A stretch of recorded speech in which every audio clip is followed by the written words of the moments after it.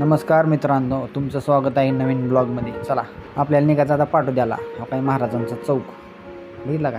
चला आता आपण जाऊ समोर पाटोद्याला डायरेक्ट. आपल्याला जायचं पंपावर घातली गाडी राईट साईडला. पंपात आलो, मग गाडीत तेल टाका म्हणलं. गाडीत कधी तेल नसतं मग टाकलं आपलं 150 रुपयाचं गाडीत तेल टाकलं.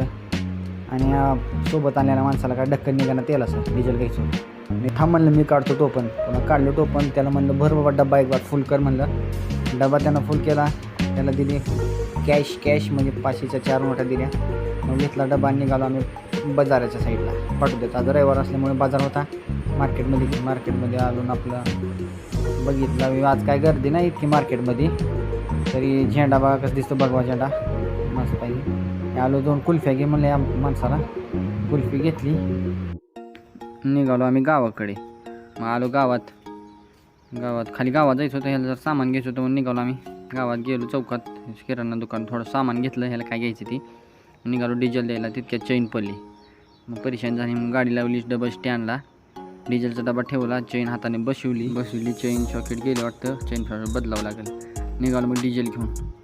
ही शेतात ट्रॅक्टर चालू आहे बघा. आपलं पंजी चालू आहे शेतात ऊसाच्या रानात. मग थांबवलं. पुन्हा त्यात आपलं ओतलं डिझेल. टाकी फुल करायची ओतलं वगैरे.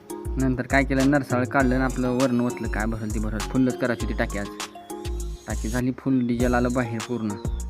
मग बस केलं. पुन्हा आलो मी तिकडे ट्रॅक्टरकडे. डबा दिला त्याला. चालू केलं ट्रॅक्टर आपलं. नांगराव म्हणलं. लावलं नांगर तिथं पट्ट्यात.